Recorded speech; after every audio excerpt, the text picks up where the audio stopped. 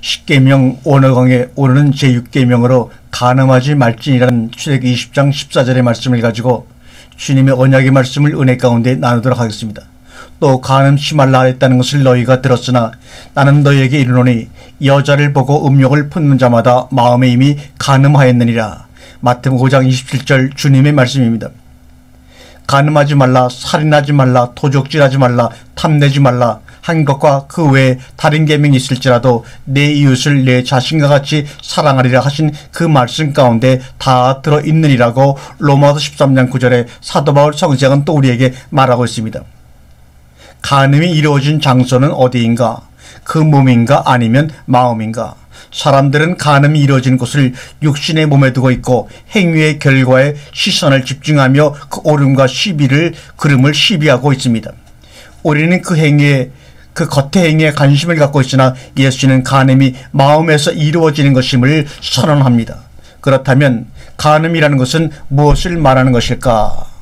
무엇을 일러 간음이라 할 것이며 음란이라고 할 것인가? 간음하다가 이스라엘 백성들은 수만 명이 광야에서 죽었습니다. 계시록은 큰 음료에 받을 심판을 기록하고 있습니다. 땅의 임금들도 그로 더불어 음행하였고 땅에 거하는 자들도 그 음행의 포도주에 취하였다고 탄식하고 있습니다. 요한계시록 17장 1절 이하의 말씀입니다. 살인자들과 행음자들과 술객들과 우상숭배자들과 모든 거짓말하는 자들은 불과 유황으로 타는 못에 참여한다고 요한계시록 21장 8절에는 못을 받고 있습니다. 왜 그럴까? 간음하지 말라는 계명을 범하는 것이 어떤 것이기에 성경은 이토록 엄하게 규정을 하고 있을까? 간음하지 말라는 계명의 겉말을 보면 종교인들은 따라서 금욕과 본성을 억누르는 것으로 간음하지 말라는 계명을 준수하려고 합니다. 도대체 간음이라고 하는 것이 무엇인가? 예수와 종교인들 사이의 견해 차이는 많은 곳에서 이루어지고 있지만 간음에 대해서도 마찬가지입니다. 극명하게 이해가 엇갈리는 장면이 요한복음 8장에 나타납니다. 간음하다가 현장에서 유대인들에게 잡혀 예수 앞에 끌려온 여인의 이야기는 첨예한 이해의 다름을 잘 보여주고 있습니다. 모세 율법에 대해 바라보는 서기관들과 바리새인들의 시각 그리고 예수의 이해, 오늘날도 여전히 다른 것이 전혀 없습니다. 서기관들과 바리새인들이 간음 중에 잡힌 여인을 끌고 와서 가운데 세우고 예수께 말하되 성생이여 이 여자가 간음하다가 현장에서 잡혔나이다. 모세는 율법에 이러한 여자를 돌로 치라 명하였거니와 선생은 어떻게 말하겠나이까라고 예수께 질문합니다.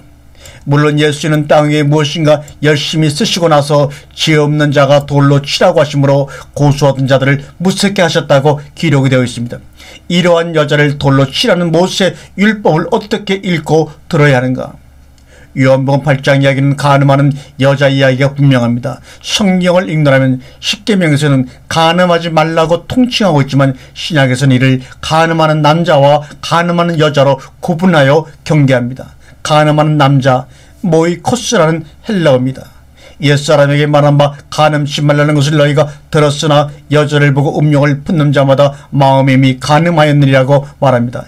이 구절은 사본에 따라 토이스 아르카이오스 옛사람에게라는 말씀이 없는 테스토있습니다. 개혁성경이나 알렌드 사본에는 옛사람이라는 말은 없습니다. 또 있는 성경들도 있습니다. 어쨌든 옛사람이라는 말은 예수님께서 산상수훈을 듣고 있는 현재 제자들과 다른 상태의 사람들을 확연히 구분하고 있음을 알게 해주는 단어입니다. 옛사람에게 토이스 아르카이오이스 이런 말입니다. 토이카 아르카이오이스 옛사람에게. 따라서 어제 옛사람이 간음치 말라는 말씀을 듣는 기와 오늘 제자들이 간음치 말라는 을 듣는 기는 분명히 다릅니다. 다시 말하면 옛사람에게 말한 바가 있고 거듭난 사람에게 말한 바가 있다는 사실을 얘기를 강조하고자 한 사실입니다. 사실 이것을 바꾸어 말하면 듣는 귀가 달라졌을 뿐이지 말하는 바가 달라진 것은 아닙니다. 예수께서 새 계명을 쓰는 것이 아니라 처음부터 가진 옛 계명을 다만 새롭게 들려지게 할 따름입니다. 그럼에도 혹자는 예수께서 율법을 강화시켜 말하는 것처럼 들으려고 합니다. 물론 따지고 보면 결과적으로 그런 측면이 없는 것은 아닙니다. 옛사람을 더욱 옛사람 되게 하는 역할을 하는 것입니다. 그것은 결국 겉에 드러난 표현에 대해 옛사람이 듣던 방식을 되풀이하는 것에 다름이 아닙니다. 모세를 믿었다면 예수를 믿었을 터인데 모세를 믿지 않았기 때문에 예수를 믿지 못하듯 모세의 가르침과 예수의 가르침이 궁극적으로 상반되는 것이 아님을 듣지 못할 뿐입니다. 따라서 예수를 듣는 길을 청소해 주고자 여자를 보고 음욕을 품는 자마다 이미 간음하였느니라고 수정해 주고 있는 것입니다. 그것은 내용을 수정하는 것이 아니라 듣는 길을 수정하는 것입니다. 결코 모세는 행위만을 규정하는 것이 아니고 예수는 율법을 더 강화해서 그 마음의 근본까지 다루고 있는 것이 아닙니다. 사실은 동일한 말씀입니다. 다만 그 말씀을 듣고 있는 사람이 문제일 따름입니다. 옛 하늘과 옛 땅에 거하며 사는 인생이 모세 율법을 들을 때 근본을 들으려고 하지 않고 그 겉에 표현만을 들으려고 하는 습성과 율법이 지나가고 새 하늘과 새 땅을 듣고 사는 존재가 듣는 패러다임이 다르다는 말씀을 하고 계신 것입니다.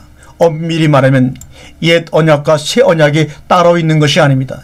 인생의 여정이 옛 언약과 새 언약을 구분할 수 없도록 하는 한계에 갇혀 있을 따름입니다. 문장로만 보아도 분명히 그렇습니다. 모이쿠세이스 간음하지 말라는 금령은 사실 문법적으로는 간음치 않으리라는 미래시제와 부정과거 명령형은 동일한 어용의 변화를 취합니다. 현재는 간음하고 있지만 간음하지 않는 존재가 되리라는 말씀으로 새겨도 좋다는 말입니다. 명령형이라고 하는 것은 명령하는 자의 강력한 의지가 이미 말 속에 들어가 있습니다. 어쩌면 수명자의 의지와 상관없이 명령자의 의지를 마침내 이루고자 하는 것이 더 큰 강조점이기도 합니다. 그러고 보면 예수라는 간음하는 존재일 수밖에 없는 인생들의 실존을 들춰내고 간음하지 않게 되리라는 새 언약의 성취를 이루시는 존재의 여정이라고도 볼 수가 있습니다. 모이쿠세이스 간음치 않으리라. 그러므로 마태복음 5장 27절은 이렇게 의역해 볼 수도 있겠습니다. 너희가 옛사람으로 있을 때 간음치 말라는 말을 들었느냐? 여자를 보되 음욕을 갖고 바라보는 사람은 이미 마음에 간음한 것이여 늘 즉 내 인생은 새로 나기 전에는 간음하지 않을 수 없는 존재임을 깨달으라는 말의 다름이 아닙니다. 간음하지 않으려고 애쓴다고 해서 간음치 않을 수 있는 것이 아니라는 말입니다. 문제는 어느 때에 간음치 않는 존재로 거듭날 수 있는가 하는 점이 더욱더 키포인트가 되는 것입니다. 간음하는 남자란 무엇을 말하는 것입니까? 여자를 보되 여자를 여자로 보는 것이 아니라 욕심의 대상으로 보는 것을 일컬어 간음이라고 하는 것입니다. 이것이 인생들의 실존입니다. 인간은 모든 것을 있는 그대로 보지를 못합니다. 모든 것을 욕심을 품고 대합니다. 사랑의 대상인 여자를 자신의 욕심을 성취할 대상으로 여긴다는 말입니다. 목수는 나무를 보되 나무로 보지 못합니다. 석가래로 쓸까 대들보로 쓸까를 가늠합니다. 장사하는 사람은 저 사람이 내 물건을 살 사람인지 아닌지를 보고 그 친절도가 결정이 됩니다. 목사는 교회를 위해 얼마나 큰 일을 할 사람인가를 보고 그 성도를 대합니다. 건축업자는 이곳에 집을 지으면 얼마의 이익이 남을까를 계산하며 차인을 대합니다. 차인은 이같이 계산이 빠른 사람들을 대우합니다. 능력 있는 사람이라고 그런 사람들을 인정합니다. 이 같은 이들을 양성하는 교육이 경쟁력 있는 교육이라고 아우성치며 그리로 몰려듭니다. 그것은 우리 아이들의 미래 행복을 빼앗는 교육입니다. 있는 것을 있는 그대로 보지 못하도록 하는 교육, 인성을 빼앗아가는 교육, 그것이 강도 교육이 아니고 무엇인가 말입니다. 무엇이 진정한 강도 짓이란 말입니까? 부모들이 자녀들에게 그러한 강도짓을 해놓고도 자녀들이 바른 길을 걸어가기를 원하고 있다면 업을 성설이 아니고 무엇입니까? 깨달을 자는 깨달을지어다. 우리의 저주받은 너는 자연에 대해서도 사물에 대해서도 사람에 대해서도 신에 대해서도 항상 에피드미와 욕심을 갖고 대합니다. 저 사람이 나에게 얼마나 유익이 될 것인가로 사람을 가늠합니다. 칸트는 적어도 인간을 수단으로 대하지 말고 목적으로 대하라고 얘기했습니다. 여자를 보되 배출 욕구를 충족한 욕심으로 여자를 보는 것이 간음입니다. 간음은 마음에서 이루어지는 것입니다. 간음은 상대방을 파괴하기에 앞서 자신을 파괴하는 것입니다. 그리고 대상을 또한 파괴합니다. 거기에는 이미 산을 산으로 보고 물을 물로 볼 수 있는 능력이 부재합니다. 그래서 얼마 전에 돌아간 고승 성철스님은 마지막 유언으로 산은 산이요 물은 물이라고 한 것입니다. 바로 이러한 얘기를 그분이 한 것입니다. 중국의 선사가 말하고 성철스님이 인용해진 유명한 개성이 바로 산은 산이고 물은 물입니다. 이것은 성철스님이 한 말이 아니고 중국의 선사가 한 말을 성철스님이 인용한 것입니다. 사람들이 산을 보나 이미 산이 아니요 물을 보나 이미 물이 아닌 것은 모두 욕심을 갖고 보기 때문이라는 것을 꼬집어 말한 것입니다. 대개는 모릅니다. 자신이 산을 보고 있고 물을 보고 있다고 생각하기 때문에 문제가 생기는 것입니다. 하나 거기에는 산이 있고 물이 있는 것이 아닙니다. 다만 산이고 물이라고 주장하고 있을 따름이지 결코 산도 아니요 물도 아닙니다. 개발의 대상이고 재산권의 대상이고 소유의 대상이고 약탈의 대상일 따르면 어찌 눈앞에 펼쳐져 있는 것이 산이고 물이겠는가 그 말입니다. 오늘날 환경 문제가 얼마나 심각합니까? 이는 그것을 그것 자체로 볼 수 있는 능력이 없는 인생들이 저지를 수밖에 없는 파괴에 생생한 현장입니다. 그럼에도 불구하고 제각각 욕심들이 함께 궁합을 맞춰 어울리며 이를 일컬어 사랑이라 노래하고 행복이라 이름짓지만 언제 깨질지 모르는 유리할 행복입니다. 따라서 산이 산으로 보이고 물이 물로 보일 때 비로소 인생은 가늠치 않게 됩니다. 욕심으로 눈먼 어둠에서 눈을 뜨게 됩니다. 전쟁과 문명의 발전은 남성적 성에너지 불출의 결과물입니다. 모든 갈등과 분노, 원망과 저주는 가늠하는 남자들의 필연적인 소산물이기도 합니다. 거기에는 생산이라는 이름으로 부수고 짓고 무너뜨리고 다시 세우고를 반복하고 있습니다. 어찌 그것이 밖의 원리만 그러할까? 우리의 내면에서 이루어지는 나 자신의 원리를 한번 살펴보시기 바랍니다. 하나님은 말라기 선지자를 통해서 어려서 취한 아내에게 갯살을 행치 말라고 하십니다. 이혼하는 것과 학대로 옷을 가리는 자를 미워하신다고 말합니다. 삶과 심령을 지켜 케어를 행치 말라고 말라기 장 15절에 우리에게 말씀하고 있습니다. 음양한 영고 외에는 아내를 내어버리고 다른데 장가드는 자는 간음이라고 예수는 마태복음 19장 9절에 말씀하고 있습니다. 남자는 모름지기 시야를 가진 존재를 일컬어 남자라고 합니다. 아내는 혹은 여자는 시야를 받아 생명을 잉태하고 나아서 남자가 될 존재를 일컬어 여자라고 합니다. 사람은 부모를 떠나 아내와 합하여 한 몸을 이룰 때 비로소 구원을 이룹니다. 하늘의 정신과 땅 하늘의 얼은 욕심으로 공유되는 것이 아닙니다. 하늘은 땅을 향하고 땅은 하늘을 향하여 있습니다. 인생이 둘로 나뉘어 영원한 평행선으로 있는 것이 불행입니다. 하늘과 땅이 만나 하나로 한 몸으로 합하는 것이 바로 하나님의 진정한 뜻입니다. 남자가 남자로 있고 여자가 여자로 있는 것으로부터 우리는 벗어나야 합니다. 여기서 남자는 무엇인가? 남자는 땅이 받아서 먹고 살 해와 달과 별이 있는 것입니다. 우리의 의식이 비추임을 받아야 할 정신을 고양시키는 원리가 내 안의 남자입니다. 하나님의 얼이 남자입니다. 여자는 우리들의 육체를 의미합니다. 우리들의 생각이 여자요 우리들의 의식이 하늘의 정신을 받아 발화시키고 키워내고 성숙시켜야 할 여자입니다. 이 둘이 분리되어 있는 것이 우리들의 불행이라는 말입니다. 새 하늘의 정신과 땅이 만나서 하나의 얼로 만나야 되는 것이 인생의 과제입니다. 허나 대개는 하늘의 얼로 사는 것이 아니라 욕심이 그 생각을 지배하고 의식을 키워나가고 있습니다. 이를 옛 하늘의 씨로 성경은 비유하고 있습니다. 뱀의 지혜가 육체를 아내로 맞이한다는 말입니다. 이것이 간음하는 인생이요 간음하는 남자의 실상입니다. 정신의 욕심에 사로잡히면 그 생각과 육체는 허망한데 종로로 탈 수밖에 없습니다. 여자인 우리의 의식과 생각과 지혜가 뱀의 지혜를 씨로받아 사는 것이 에덴 동산에서 하와가 범했던 죄의 근본적인 본질입니다. 육체란 하늘의 씨를 받아 거듭날 수 있는 시간이며 공간입니다. 여기서 육체는 헬라어의 사르크나 수오마를 구분하기보다는 그 둘 모두 포괄하는 넓은 의미입니다. 이로써 두 종류의 하늘 중 어느 하늘 씨를 뿌리는 자인가가 자신의 삶을 결정합니다.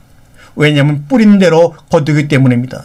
새 하늘은 그리스도의 지혜입니다. 간음하는 남자는 옛 하늘의 씨를 가지고 자신의 육체에 뿌리는 자를 의미하는 것입니다. 그러므로 남자의 간음은 내적 원리와 외적 원리 모두 동일한 애틋함이야 정과 욕심을 지니고 사는 인생들이 필연적으로 넘어야 할 실존이기도 합니다. 간음하는 여자 모이 칼리스. 간음하는 여자들이여 세상과 벗된 것이 하나님의 원수임을 알지 못하느뇨. 그런즉 누구든지 세상과 벗이 되고자 하는 자는 스스로 하나님과 원수되게 하는 것임을 알라고 야고보 4장 4절에 우리에게 말씀하고 있습니다. 이 세상이나 세상에 있는 것들을 사랑치 말라. 누구든지 세상을 사랑하면 아버지의 사랑이 그 속에 있지 아니하니 이는 세상에 있는 모든 것이 육신의 정욕과 안목의 정욕과 이생의 자랑이니 다 아버지께로 쫓아온 것이 아니요 세상으로 쫓아온 것이라. 이 세상도 그 정욕도 지나가되 오직 하나님의 뜻을 향하는 이는 영원히 거하느니라고 요한일서 2장 15절에 우리에게 말씀해 주고 계십니다. 간음하다가 현장에서 잡힌 여자를 서기관과리새인들이 예수 앞에 끌고 왔습니다. 어리석은 인생들은 단지 육체 행위를 간음으로 규정하고 모세의 법을 적용하려고 합니다. 예수는 땅 위에 무엇인가를 쓰시고 나서 죄 없는 자가 돌로 치라고 일갈하십니다. 여인을 고소하던 자들이 모두 물러가고 말았습니다. 예수도 여자를 정죄하지 않았습니다. 여기서 예수가 정죄하지 않았던 까닭은 무엇 때문인가? 인생들이 모세의 법을 잘못 이해했던 까닭입니다. 여기서 모세의 법에 대한 옛 언약과 새 언약의 극명한 반전을 보게 됩니다. 요한복음 8장 6절에 예수께서 몸을 굽히사 손가락으로 땅에 쓰시니 너희 중에 죄 없는 자가 먼저 돌로 치라 하시고 다시 몸을 굽히사 손가락으로 땅에 쓰시니 첫 번째 몸을 굽혀 손가락으로 땅에 쓰신 것은 돌비에 기록하는 의미요, 두 번째 다시 몸을 굽혀 손가락으로 땅에 쓰시면 신비의 새 언약을 기록하는 의미를 말씀하고자 하시는 것입니다. 돌비에 기록된 율법은 고소와 정죄와 심판뿐입니다. 따라서 죄 없는 자가 돌로 치라는 예수님의 말씀에 심판받지 않을 자가 하나도 없는 것입니다. 신비에 기록된 새 언약은 정죄와 심판이 아니라 공율과 용서입니다. 정죄받음도 없을 뿐만 아니라 정죄함도 없는 것입니다. 그러므로 간음은 마음에서 먼저 일어나는 것입니다. 여기서 예수의 간음에 대한 새로운 이해가 드러납니다. 예수는 간음하다가 현장에 잡힌 여자의 간음을 간음으로 보지 않습니다. 도리어 어둠에 사로잡혀 사는 것을 죄로 여기는 것입니다. 그렇다면 여자의 간음이란 무엇을 일컫는 것일까? 여자란 씨뿌림을 받아야 할 우리들의 생각과 의식, 우리들의 육체의 관점에서 언급하는 것입니다. 여자가 간음한다는 것은 옛 언약의 모세 법을 따르다가 그리스도의 법을 쫓는 이중적인 분열 구조를 일컬고 있습니다. 두 종류의 씨뿌림을 받는 것을 일컬어 간음이라고 하는 것입니다. 물론 순차적으로는 처음 언약을 아래 놓입니다. 그러나 때가 되면 다시 기록하게 됩니다. 모세 돌비에서 그리스도의 법으로 쉬프트하게 되어 있습니다. 전환하게 되어 있다는 말입니다. 우리들의 의식은 처음에 뱀의 소리에 귀를 기울이게 됩니다. 보암직도 하고 먹음직도 하기 때문입니다. 뱀의 소리에 귀를 기울이지 않는 인생은 아무도 없습니다. 하여 우리들의 아담을 깨워 뱀의 소리에 물들였습니다. 사람이 선악으로 절대로 세계에서 상대의 세계로 갇혀 살게 합니다. 여자의 간음에 대하여 바울이 상세하게 추적해준 말씀이 로마 7장 1절과 3절의 말씀입니다. 형제들아, 내가 법하는 자들에게 말하노니 너희는 율법이 사람의 살동함만 그를 주관하는 줄을 알지 못하느냐? 남편이 있는 여인이 그 남편 생전에는 법으로 그에게 매인바 되나 만일 그 남편이 죽으면 남편의 법에서 벗어나느니라. 그러므로 만일 그 남편 생전에 다른 남자에게 가면 음부라. 이르되 남편이 죽으면 그 법에서 자유케 되나니 다른 남자에게 갈지라도 음부가 되지 아니하니라고 우리에게 추석해주고 있습니다. 이렇게 하여 우리가 영의 새로운 것으로 섬길 것이요 의문의 묵은 것으로 아니할 것이라고 강조하고 있습니다. 야고보 사도는 간단 명료하게 여자들의 간음에 대해서 야고보 4장 4절에 말씀합니다. 간음하는 여자들이여 세상과 헛된 것이 하나님의 원수임을 알지 못하느뇨. 그런즉 누구든지 세상과 벗이 되고자 하는 자는 스스로 하나님과 원수가 되게 하는 것이니라고 명료합니다. 이 세상이나 세상에 있는 것들을 사랑치 말라. 누구든지 세상을 사랑하면 아버지의 사랑이 그 속에 있지 아니하니 이는 세상에 있는 모든 것이 육신의 정욕과 안목의 정욕과 이생의 자랑이니 다 아버지께로 쫓아온 것이 아니요 세상으로 쫓아온 것이니라. 이 세상도 그 정욕도 지나가되 오직 하나님의 뜻을 행하는 이는 영원히 거하느니라고 요한일서 2장 15절 이하에 말씀하고 있습니다. 사람이 부모를 떠나 아내와 합하여 한 몸을 이루는 것은 교회의 비밀입니다. 이것은 우리 인생이 둘이지만 하나가 되어야 한다는 것을 의미합니다. 영과 육의 나눔이 마침내 하나가 되는 것입니다. 둘이 합하여 하나가 된 존재를 일러 사람의 아들이라고 합니다. 그 정신이 하나님의 얼로 수미부터 넣어진 존재가 사람이라면 아내와 합하여 한 몸을 이루어 거듭난 존재가 사람의 아들입니다. 거기에는 육과 영이 별개로 존재하지 않습니다. 말씀이 육신이 되어 우리 가운데 거하니 공생애를 살 수가 있는 것입니다. 육신에 사로잡힌 사람은 허망한 육체의 욕심을 성취하는 눈으로 너를 바라보고 공동체를 형성하지만 그것은 결코 공생이 아닙니다. 사육을 취하기 이익집단이요 상거래가 판을 치는 시장 바닥일 따름입니다. 종교의 탈을 쓰고 있을 뿐 이생의 자랑을 성취하는 장점이 있다가 사라질 욕심의 산물일 따름입니다. 사람의 아들이란 바로 영과 육이 육으로 하나된 것이 아니라 영으로 하나된 존재입니다. 이 같은 이가 씨를 받아 거듭난 존재입니다. 고난의 십자가가 고난으로 여겨지지 않을 때 사랑에 비친 발휘가 되는 것입니다. 자신의 이기적인 소욕에 떠난 자리에 사랑이 날갯짓을 하기 때문입니다. 이리 오라. 많은 물 위에 앉은 큰 음료에 받을 심판을 내가 내게 보이리라. 땅의 임금들도 그로 더불어 음행하였고 땅에 거하는 자들도 그 음행에 포도주에 취하였다고 계시록 17장 1절과 2절에 말씀하고 있습니다. 우리가 음란한 데서 나지 않았다고 어찌할 수 있겠습니까? 우리 인생은 가증한 것들의 어미로부터 잉태되어 음란 가운데 태어난 자들입니다. 우리들의 어미와 어린 양의 피감바탕 전쟁을 치르기 전에는 음녀로부터 벗어날 수가 없습니다. 에레미야 5장 51장 7절에 바벨론은 여호와의 수중에 온 세계로 지키 하는 금잔이라 열방이 그 포도주를 마시고 인하여 미쳤도다 미쳤도다 외치고 있습니다. 바벨론의 금잔에 담긴 달콤한 포도주에 취하여 미쳐 날던 이가 우리가 아닙니까? 아니 하나님은 자기 뜻대로 할 마음을 저에게 주사 한 뜻을 이루게 하시고 저희 나를 그 짐승에게 주게 하셨다. 이는 하나님의 말씀이 응하기까지 그의 경륜이라고 말씀하고 있습니다.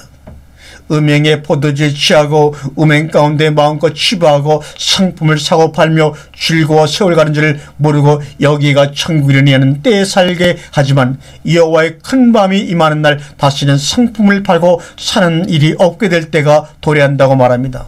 바벨론으로 인하여 치부하던 상품이 더 이상 장사꾼들의 상품이 되지 못합니다. 영혼을 탐하던 과실이 떠나고 맛있는 것들과 빛난 것들이 다 없어질 때가 되어서 비로소 음란에서 벗어날 수가 있으리라. 그것은 한편으로 재앙이지만 이 재앙을 지나야 구원의 서광은 비추인 것입니다. 가늠하던 자가 그가 탐하던 상품이 정욕의 대상이 더 이상 상품으로 여겨지거나 욕심의 대상으로 여겨지지 않는 재앙을 겪고 나서야 비로소 가늠하지 않게 되리라는 말씀, 가늠하지 말라는 계명이 우리 가운데 성취되는 것이 아니겠는가 그 말입니다. 돌비에 기록된 말씀이 다시 신비에 기록되는 그날이 도래할 것입니다. 그럴 때 우리는 가늠치 않게 되려는 주님의 언약이 우리 가운데 성취될 것입니다. 아멘.